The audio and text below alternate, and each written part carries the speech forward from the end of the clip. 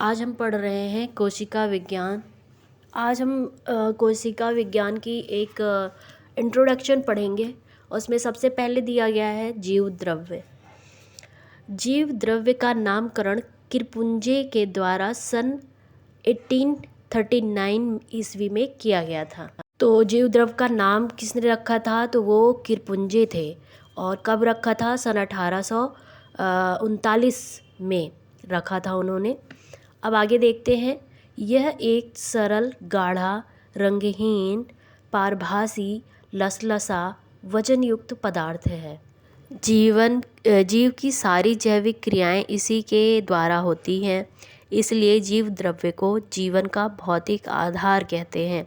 ये question important है कि जीवन का भौतिक आधार किसे कहते हैं? तो जीवन का भौतिक आधार जीव द्रव्य है। ठीक है, क्योंकि मतलब शरीर की जो सारी जैविक क्रियाएं हैं इसी के माध्यम से होती हैं। अब आगे देख लेते हैं। जीव द्रव्य दो भागों में बांटा होता है। एक है कोशिका द्रव्य और दूसरा है केंद्रक द्रव्य। कोशिका द्रव्य यह कोशिका में केंद्रक एवं कोशिका झिल्ली के बीच रहता है। मतलब केंद्रक हो गया और कोशिका झिल्ली हो गई, उसके बीच में एक लसलसा युक्त पदार्थ होता है जिसे कोशिका द्रव्य कहते हैं। और दूसरा हो गया केंद्रक द्रव्य, वही जो केंद्रक कोशिका में है उसके अंदर का जो पदार्थ होता है उसको केंद्रक द्रव्य बोलते हैं। ठीक है। जीव द्रव्य का 99% भाग 4 तत्वों से मिलकर बना होता है। पहला हो गया ऑक्सीजन, जिसमें 76% रहता है। कार्बन 10.5% रहता है। हाइड्रोजन 10% और नाइट्रोजन 2.5% रहता है। ये जीव द्रव्य का 99% भाग केवल ये 4 तत्व होते हैं। कौन कौन से? ऑक्सीजन, कार्बन, हाइड्रोजन और नाइट्रोजन। और उसमें भी सबसे ज़्यादा ऑक्सीजन रहता है, उसके बाद कार्बन, फिर हाइड्रोजन, फिर नाइट्रोजन। जीव द्रव्य का लगभग 80% भाग जो है वो जल होता है।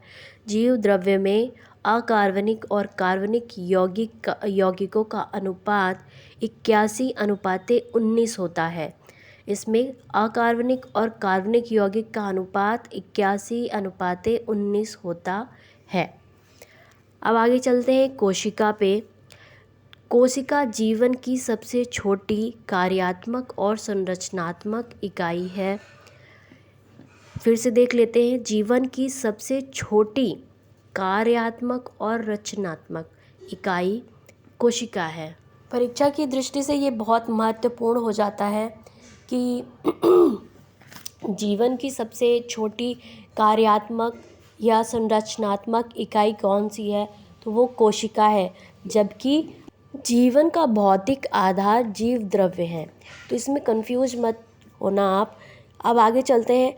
एंटोन वान लीवेनहॉक ने पहली बार कोशिका को देखा व उसका वर्णन किया। पहली बार कोशिका को किसने देखा? एंटोन वान लीवेनहॉक ने पहली बार कोशिका को देखा था और उन्होंने इसका वर्णन किया था। कोशिका के अध्ययन के विज्ञान को साइटोलॉजी कहा जाता है। साइटोलॉजी, कोशिका का अध्ययन, साइटोलॉजी कहलाता है।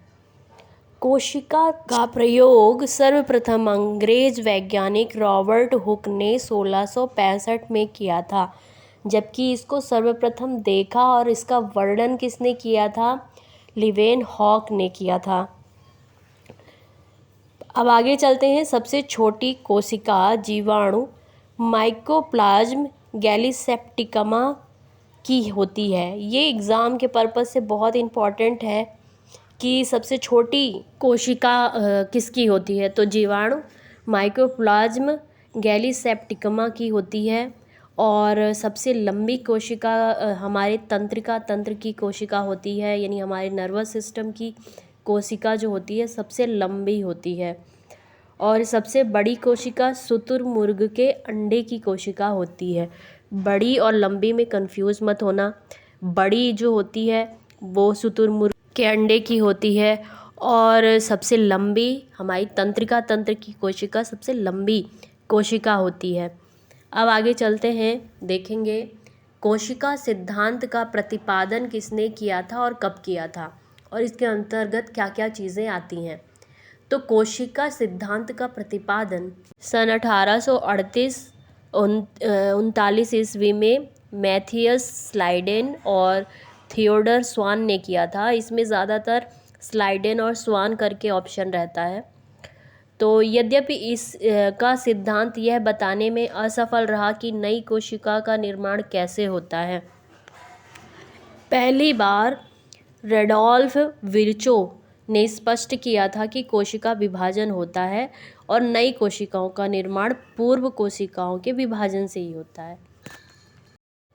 मीन्स स्लाइडन और जो स्वान थे, उन्होंने जो कोशिका का सिद्धांत दिया था उसमें यह स्पष्ट नहीं कर पाए थे कि नई कोशिकाओं का निर्माण कैसे होता है, जिसे बाद में रेडोल्फ विर्चो ने 1855 में स्पष्ट किया कि पुरानी कोशिकाओं के विभाजन से नई कोशिकाओं का निर्माण होता है। अब हम आगे देख लेते हैं कि कोशिका सिद्धांत जो स्लाइडन और स्वान ने सन 1838-39 में दिया था, उसमें कौन कौन सी बातें मुख्य हैं। पहला, सभी जीव कोशिका व कोशिका उत्पाद से बने होते हैं, और दूसरा है सभी कोशिकाएं पूर्व स्थित कोशिकाओं से निर्मित होती हैं, और तीसरा है कोशिका का निर्माण जिस भी प्रक्रिया से होता है उसमें केंद्रक मुख्य क्रिएटर होता है।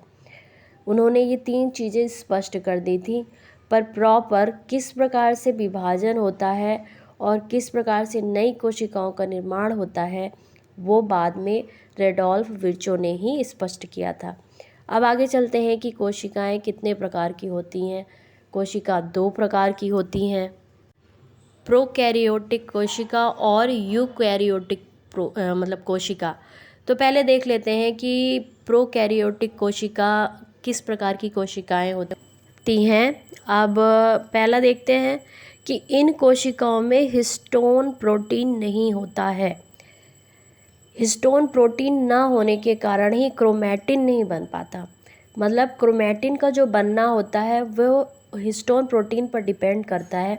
इसलिए अगर हिस्टोन प्रोटीन नहीं है इसमें तो क्रोमैटिन भी नहीं बनता है। फिर केवल डीएनए के सूत्र ही गुणसूत्र के रूप में पाए जाते हैं, अन्य कोई आवरण इसे घेरे नहीं रहता। अतः केंद्रक नाम की कोई विकसित कोशिकांग इसमें नहीं होता है। जीवाणुओं एवं नील हरित शैवालों में ऐसी ही कोशिकाएं मिलती हैं। यानी जीवाणु जो जितने होते हैं और नील हरित शैवालें होती हैं उसमें प्रोकैरियोटिक कोशिकाएं पाई जाती हैं, और इसमें केंद्रक नहीं होता है, इसमें हिस्टोन प्रोटीन नहीं होता है, क्रोमैटिन नहीं होता है। इस प्रकार प्रोकैरियोटिक कोशिका देख लिया हमने। अब यूकैरियोटिक कोशिका में इन कोशिकाओं में दोहरी झिल्ली के आवरण होते हैं। केंद्रक आवरण से घिरा सुस्पष्ट केंद्रक पाया जाता है। इसमें डीएनए व हिस्टोन प्रोटीन के संयुक्त होने पर बनी क्रोमैटिन तथा इसके अलावा केंद्रिका भी होती हैं। मतलब इसमें हिस्टोन प्रोटीन भी है, क्रोमैटिन भी है, केंद्रिका भी है, और अगर केंद्रक है तो झिल्ली भी, केंद्रक आवरण की जो झिल्ली होती है वह भी है। अब दोनों कोशिकाओं में हम मुख्य अंतर देख लेते हैं कि क्या क्या है। सबसे पहले हम देखेंगे कोशिका भित्ति में क्या अंतर है दोनों की कोशिका भित्ति में। तो प्रोकैरियोटिक में कोशिका भित्ति प्रोटीन और कार्बोहाइड्रेट की बनी होती है, जबकि यूकैरियोटिक की जो कोशिकाएं हैं वो सेलुलोज की बनी रहती है। माइक्रोकांडिया एंडोप्लाज्मिक अनुपस्थित होते हैं प्रोकैरियोटिक में, और जबकि यूकैरियोटिक में उपस्थित रहते हैं। गोल्जी काय, केंद्रक झिल्ली, लाइसोसोम ये तीनों अनुपस्थित रहते हैं प्रोकैरियोटिक में, जबकि यूकैरियोटिक में तीनों चीज़ें उपस्थित होती हैं। डीएनए एकल सूत्र के रूप में होते हैं प्रोकैरियोटिक में, और यूकैरियोटिक में पूर्ण विकसित और दोहरे सूत्र के रूप में होते हैं। आगे चलते हैं। कशाभिका केवल एक तंतु का होता है प्रोकैरियोटिक में, जबकि यूकैरियोटिक में कुल 11 तंतु होते हैं। प्रोकैरियोटिक में केवल एक होते हैं कशाभिका और यूकैरियोटिक में कुल 11 तंतु होते हैं कशाभिका के। केंद्रिका और सेंट्रियोल दोनों अनुपस्थित रहते हैं प्रोकैरियोटिक में और यूकैरियोटिक में दोनों उपस्थित रहते हैं। श्वसन प्रोकैरियोटिक में प्लाज्मा झिल्ली के द्वारा होता है जबकि माइटोकॉन्ड्रिया द्वारा होता है यूकैरियोटिक में श्वसन, है ना। लिंग प्रजनन नहीं पाया जाता है प्रोकैरियोटिक में जबकि लिंग प्रजनन यूकैरियोटिक में पाया जाता है। प्रकाश संश्लेषण थाइलेकाइड के द्वारा होता है और क्लोरोप्लास्ट के द्वारा यूकैरियोटिक में पाया जाता है।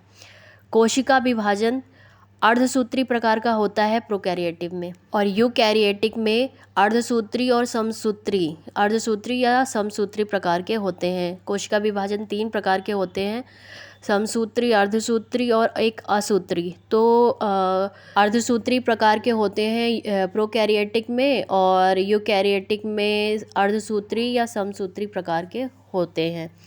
ये 2 चीज़ें यहाँ पे अंतर स्पष्ट हो गया। अब हम अगले में देखेंगे कोशिका के मुख्य भाग।